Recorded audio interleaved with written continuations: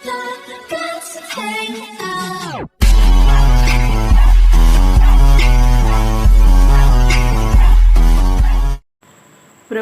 ప్రియులైన సహోదర సహోదరీలకు నా వందనాలు. మిమ్మల్ని అందరినీ కలుసుకోవడానికి దేవుడిచ్చిన అవకాశాన్ని బట్టి దేవునికి కృతజ్ఞతాస్తుతులు చెల్లిస్తున్నాను. ఇడాస్కడర్ అనే మెడికల్ మిషనరీ గురించి ఈరోజు నేర్చుకుందాం. ఈ సందేశాన్ని మొదటి నుండి చివరి వరకు వినవలసిందిగా కోరుచున్నాను. ఇడాస్కడర్ 1870 సంవత్సరంలో డిసెంబర్ 9న తమిళనాడు రాష్ట్రంలోని రాణిపేటలో జన్మించారు. ఈమె తల్లిదండ్రులు జాన్స్కడర్, సోఫియా. ఈమె కుటుంబం తమిళనాడులో మెడికల్ మిషనరీగా ఎంతోమంది రోగగ్రస్తుల మధ్య సేవ చేశారు. స్కడర్ తాతగారైన జాన్ స్కడర్ ముందుగా దేవుని పిలుపు నిమిత్తం భారతదేశానికి మిషనరీగా వచ్చారు. జాన్ స్కడర్ అంటే ఎడాస్కడర్ యొక్క తాతగారి పేరు జాన్ స్కడరే. ఎడాస్కడర్ యొక్క తండ్రి గారి పేరు కూడా జాన్ స్కడర్. తండ్రి గారైన జాన్ స్కడర్ 1819 సంవత్సరంలో న్యూయార్క్ సిటీలో ఆకర్షణీయమైన ఉద్యోగాన్ని విడిచి తన భార్యను చిన్న బిడ్డను తీసుకుని ఫుల్ టైం మిషనరీగా పనిచేయడానికి సిలోన్కు శ్రీలంకకు రావడంతో సిలోన్లోనూ ఇండియాలోనూ 36 సంవత్సరాలు జాన్ స్కడర్ సేవ చేశారు. ఆ సమయంలో స్కడర్స్కు 13 సంతానం కలిగారు. కానీ దురదృష్టవశాత్తు వారిలో కొందరు చిన్నతనంలోనే చనిపోయారు. 9 మంది యుక్త వయసుకు చేరుకున్నారు. వారిలో 7 మిషనరీలయ్యారు. 4 తరాల స్కడర్స్ కుటుంబంలో 42 మందిని మిషనరీలయ్యారు. 1870 సంవత్సరంలో ఎడాస్కడర్ ఇండియాలో జన్మించి మిషనరీ వాతావరణంలో పెరిగారు. భారతదేశంలో కరువు వలన వారంతా వేదనతో కూడిన కళ్ళతో పంక్తులుగా కూర్చుని సహాయం కోసం ఆమె వైపు చూస్తున్నారు. చిన్నపిల్లలు కళ్ళు కూడా పూర్తిగా తెరవేలేనంత బలహీనంగా ఉన్నాయి. కళ్ళల్లో ఆకలి స్పష్టంగా కనిపిస్తుంది. స్కడర్స్ దగ్గర బుట్ట నిండా రొట్టెలు ఉన్నప్పటికీ అవి అందరి ఆకలి పూర్తిగా తీర్చలేవు. ఆ విషయంలో ఆమె తల్లి స్పష్టంగా చెప్పింది. ఇడా ఒక్కొక్కరికి ఒక్కొక్క రొట్టె ముక్క మాత్రమే, లేకుంటే వెనుక వరుసలో కూర్చున్న వారికి ఏమీ మిగలదు. అలా తక్కువగా పంచిపెట్టడం తనకు కష్టమనిపించినా ఇడాకు తల్లి మాట వినడం తప్ప మరో దారి లేదు. ఇండియాలో కరువుతో బాధపడుతున్న పేద పిల్లలకు ఒక్క రొట్టె ముక్క ఏమాత్రం సరిపోదు. స్కడర్స్ తండ్రి ఆరోగ్యం క్షీణించడంతో ఆమె కుటుంబమంతా అమెరికాకు వెళ్లాల్సి వచ్చింది. అమెరికాలోని సౌకర్యాలు ఆమెకు సంతోషాన్నిచ్చాయి. అక్కడ అన్ని సమృద్ధిగా ఉన్నాయి. ఎడాస్కడర్స్ ఇక ఇండియాకి ఎన్నడూ వెళ్ళకూడదని తీర్మానించుకుంది. ఎడాస్కడర్ 4 సంవత్సరాలు కాలేజీ విద్యను పూర్తి చేసుకుంది. గ్రాడ్యుయేషన్ పూర్తయిన తర్వాత అమెరికాలో ఆకర్షణ గల రాకుమారుని వివాహం చేసుకుని భద్రతతో కూడిన జీవితం గురించి ఆమె కలలు కన్నది. ఇడా, నీవు కూడా మాతో వచ్చి అనారోగ్యంతో ఉన్న ఆమె తల్లిని చూసుకోవాలని ఆమె తండ్రి కోరాడు. మీ కుటుంబ సభ్యుల్లాగే నీవు కూడా మిషనరీగా మారబోతున్నావు అని ఎడా స్నేహితురాలైన ఫ్లారెన్స్ ఆమెను ఆట పట్టించింది. ఎడాస్కడర్ లేదు, నేను అలా మారను, నేనెన్నటికీ మిషనరీని కాబోను, నీవే చూస్తావు, 1 సంవత్సరంలో నేను వెనక్కి వచ్చేస్తానని చెప్పింది. ఎడాస్కడర్ జీవితాన్ని మార్చివేసిన సంఘటనలు. ఒకరోజు ఎడాస్కడర్స్ పుస్తకం చదువుకుంటూ ఉండగా తలుపు చప్పుళ్లకు తల పైకెత్తి చూడగా ఒక హిందూ యువకుడు ఆమెకు సమీపంలో నిల్చున్నాడు. నా భార్యకు ఇది మొదటి ప్రసవం, కానీ ఆమె పరిస్థితి బాగోలేదు అని విలపించాడు.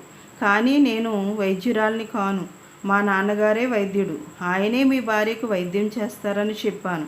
ఆ యువకుని ముఖం విచారంతో నిండిపోయింది. ఒక పరపురుషుడు నా భార్య ముఖం చూడడానికి కూడా మా మతం ఒప్పుకోదు అని అతడన్నాడు. అయితే మా నాన్నగారి సహాయం లేకపోతే ఆమె చనిపోతుందేమో ఆలోచించు అని ఆమె అతనికి నచ్చ చెప్పడానికి ప్రయత్నించింది. ఆ వ్యక్తి విచారంలో తల వంచుకుని అంతా అయిపోయింది అని వెళ్ళిపోవడం చూసి ఎడాస్కడర్ నిర్ఘాంతపోయింది. ఆ రాత్రి అలాంటి సహాయాన్ని కోరుతూ మరో హిందూ వ్యక్తి వచ్చాడు. అదే కారణంతో ఆమె తండ్రి వైద్యం చేయడానికి అతడు నిరాకరించాడు. ఆ తరువాత ఒక ముస్లిం వ్యక్తి కూడా గర్భవతి అయిన తన భార్యకు వైద్యం కోసం వచ్చాడు. అతనికి కూడా ఎడాస్కడర్ ఆ విషయాన్నే చెప్పగా, మీరు సాయం చేయని పక్షంలో నా భార్య చనిపోయినా పర్వాలేదు, కానీ నా భార్యను పరాయి పురుషునికి మాత్రం చూపించను అని చెప్పి నమస్కరించి వెళ్ళిపోయాడు. ఆ రాత్రి ఎడాస్కడర్ దేవుని నడిపింపు కొరకు నిద్రపోకుండా ప్రార్థనలో గడిపింది. దేవుడు తనను దర్శించాడని, తన ఆలోచనను విస్మరించి తనను వెంబడించమని తనతో చెప్పినట్లు అనిపించింది. ఎడాస్కడర్ దేవుని ఉన్నత పిలుపును గ్రహించింది. మెడికల్ మిషన్స్ ఆత్మల రక్షణ భారం ఆమెను మరలా ఇండియాలో ఉండిపోయేలా చేశాయి. గత రాత్రి ఆ 3 మహిళలు మరణించారని ఎడాస్కడార్కు మరుసటి ఉదయం తెలిసింది. మహిళా డాక్టర్ లేకపోవడమే అర్ధరహితమైన ఆ మరణాలకు కారణమని గ్రహించింది. నేడు దుస్థితిలో ఉన్న మహిళలకు సాయం చేసే అవకాశం తన చేతిలోనే ఉన్నదని ఆమె గ్రహించింది. దేవా, నేను ఇండియాలో ఉండాలని నీవు కోరుకుంటే నా జీవితమంతా నేను ఇక్కడే ఉండి ఆ మహిళలకు సాయపడతాను అని ప్రార్థించింది. ఒకసారి నిర్ణయించుకున్న తర్వాత ఆమె వెనుతిరిగి చూడలేదు.